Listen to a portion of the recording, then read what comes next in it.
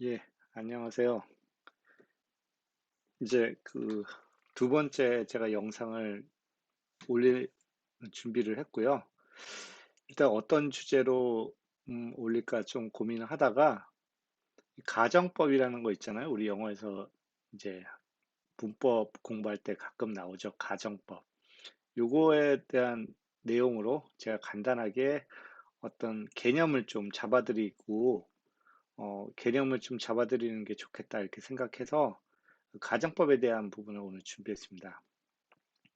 영어로는 subjunctive라고 이렇게 얘기하는데, 사실 이제 이 가정법 같은 거, 일반 그 네이티브 스피커한테 물어보면 뭔지 전혀 몰라요. 그러니까 무슨 얘기냐면 이런 문법 자체가 있다는 것도 모를 뿐만 아니라 걔네들은 이런 가정법에 대한 어떤 문법적인 부분을 전혀 뭐 이렇게 의식하고 말을 하지 않기 때문에 이런 거를 알지를 못하죠. 그래서 사실 굉장히 어렸을 때부터 자연스럽게 이런 이렇게 말하는 법이죠. 말하는 법을 배웠으면 사실 우리처럼 이렇게 문법적으로 막 따지고 들어서 할 필요는 없는데, 어쨌든 지금 제가 이 준비하는 이 유튜브 채널의 컨셉은 이 토종들, 그러니까 한국에서 영어를 공부한, 그 외국에 나가서 어떻게 자연스럽게 배운 것이 아니고, 어렸을 때 자연스럽게 배운 게 아니고, 한국의 영어 교재를 가지고 영어 교육 시스템상에서 배운 분들이, 음, 이제 문법적으로 잘 가정법을, 개념을 잘 못 잡거나 이런 부분에 대해서 제가 좀 도움을 드리려고 이 영상을 제작했습니다. 그럼 간단하게 이제 몇 장 안 되니까 제가 오늘은 이 개념 위주로, 그리고 주의할 점에 대해서 말씀드릴게요. 가정법이 뭐냐? 이거에 대해서 일단 간단하게 말씀을 드리면요. 가정, 가정법은 여기 써 있는 대로 가정, 어떤 가정이나 어떤 조건적, 가설적인 어떤 상황이나 아이디어나 상황을 표현할 때 사용하는 그 말하는 법입니다. 상황을, 상황을 표현할 때 사용하는 화법이다. 뭐 이렇게 생각하시면 돼요. 간단하게 어떤 가정적인 상황, 어떤 가설적인 상황. 예를 들면 내가 지금 복권에 당첨된다면, 뭐 이런 거 있잖아요. 네가 지금 뭔가를 한다면, 뭐 이런 약간 가정적인 상황을 만드는 거죠.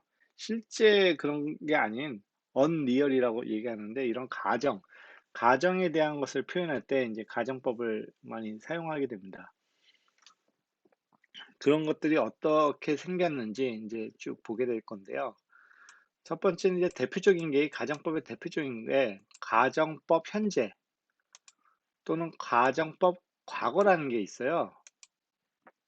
이게 대표적인 거예요. 이게 뭐냐면 가정법 현재라고 이렇게 우리가 명명하는 거 있잖아요. 문법적으로 명명을 하는 건 의미가 현재라는 얘기예요. 의미가. 근데 이상하게 형태는 과거형을 사용해요.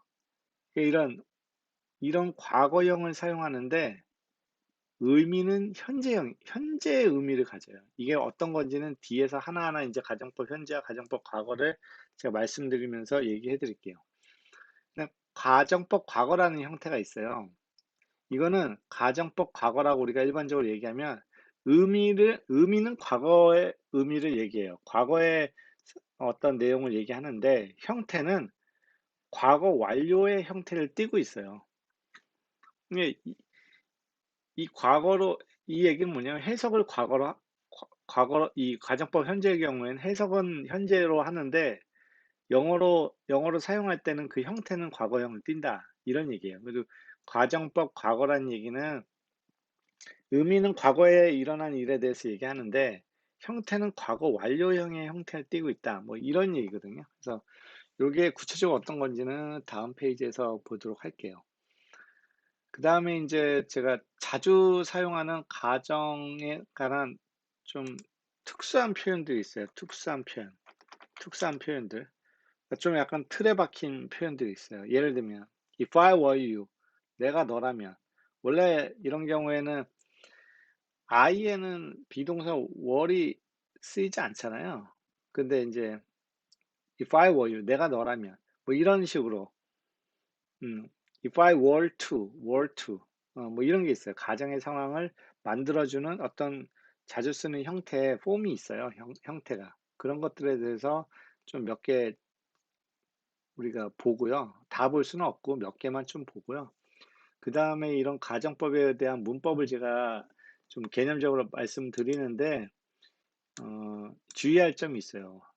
이거는 진짜 어떤 일반적인 규칙이에요. 일반적인 규칙이고 그 특수한 경우가 굉장히 많아요. 영어에는 우리가 실제 말을 하는 경우에는 특수한 경우가 많기 때문에 제가 말씀드리는 이 어떤 일반적인 규칙이 모든 영어에 적용이 된다 이렇게 생각하시면 안 돼요. 그러니까 쉽게 얘기해서 실제로 대화하거나 글을 쓸 때 이 규칙에 맞춰 모든 걸 하려고 하시면 안 돼요. 이거는 일반적으로 이렇게 한데 내가 특수한 형태나 사람들이 뭐 보통은 이게 문법적으로 약간 틀려도 이런 시제를 이용해서 뭐 가정의 상황을 많이 얘기하더라. 그런 거는 이제 책이나 많은 그 대화, 영어 대화 이런 책 이런 데서 보다 보면 자연스럽게 조금 이렇게 감이 와요. 감이. 예, 그런 부분이 있다. 제가 다시 한번 자세히 하나하나 이제 말씀드릴게요. 가정법 형제는 이 형태가 잘 아시겠지만 그 의미는 현재고 그 형태는 과거형을 띈다고 그랬잖아요. if 과거형, 그 다음에 would 동사 원형의 형태를 띠고 있어요. 대표적인 게 의미는 현재. 이게 제일 중요해요. 의미가 현재예요. 의미가 현재인데 형태는 과거형을 띠고 있다. 구체적인 예를 보면 간단하죠. 이거예요. 자주 나오는 예죠. If I had the money, 돈이 있다면 나는 차를 살 것이다. 지금. 음. 이 과거잖아요. 과거형. If I had. 네. 이제 가정의 상황에 대해서 얘기를 하는데 내가 돈이 있었다면이라는 말이 아니에요. 이건 내가 돈이 있었다면 뭐 하겠다 이런 게 아니고 지금 돈이 있다면 가정적인 상황에서 내가 지금 돈이 있다면 내가 차를 사겠다. 이게 바로 가정법 현재예요. 형태는 과거형 had money, have money가 아니고 과거 형태를 띠지만 의미는 현재를 나타낸다. 비슷한 게 다 여기 나와 있어요. If you ask me nicely, 어? If you ask me nicely, I might get you a drink. 이게 무슨 말이냐? 당신이 나에게 정중하게 요청했었더라면 이런 게 아니고요. 그런 과거의 의미가 아니에요. 의미는 현재라고 했잖아요. 당신이 나한테 정중하게 요청한다면 음료를 가져다 드릴 수 있다. 당신한테 음료를 가져다 드릴 수 있다. 이런 얘기예요. 예. 의미는 현재예요. 의미는 현재. 근데 형태는 과거형을 쓴다는 거예요. If you caught the 10 o'clock train tomorrow, you'll be in Edinburgh by supper time, unless the train was delayed, of course. 이것도 보면 알잖아요. 내일 네가 10시 비행기를 탄다면 너는 에든버러에 저녁 때까지 도착할 수 있다. 단 비행기가 늦지 않는다면, 기차가 지연되지 않는다면, 물론 이런 얘기예요. 그러니까 이 가정법 현재를 쓰고 있잖아요. 의미는 현재라는 거예요. 근데 형태는 과거형을 쓴다. 그 다음에 이제 또 요거는 제가 좀 특수 표현으로 좀 빼야겠다.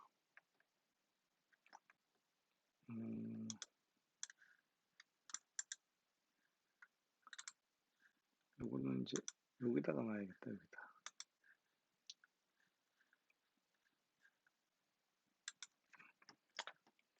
여기다 넣는 게 낫지 않을까 싶네요.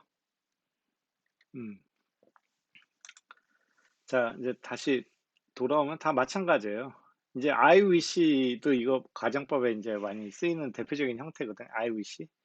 I wish I had a better memory. 이 얘기는 내가 더 좋은 기억력을 가졌었더라면 뭐 이런 게 아니고요. 형태는 과거지만 의미는 현재라는 거죠. 아, 더 좋은 메모리를 가졌으면 좋겠다. 더 좋은 기억력이 좋았으면 더 좋겠다. 이런 얘기예요. 자, 그럼 이제 비교를 해봐야 되잖아요. 과정법, 과거. 제가 얘기했죠. 의미는 과거의 의미를 나타내는데 형태는 과거 완료형을 사용해서 말을 해요. 과거 완료형을 사용해서 말을 해요. if, 어, 과거 완료, 그러니까 if I had 뭐 이런 식으로 얘기를 하는데, 그다음 would have pp 이렇게 이제 뒷부분을 쓰죠. if나 wish 등에서 wish 이쪽에서 과거 완료형이 과거 이벤트를 말할 때 사용한다. 어, 어. 그러니까 과거 완료형 여기 if 얘기하는 거 if 과거, 그러니까 과거 완료형 형태를 사용해서 의미는 과거를 나타내는 거예요. 의미는 과거. 그게 중요한 거예요. 그래서 여기서 가정법 과거가 의미가 과거란 얘기예요. 의미가 과거. 근데 사용할 말을 할 때 형태는 과거 완료형을 쓴다는 거예요. If I had gone to the university, I would have studied medicine.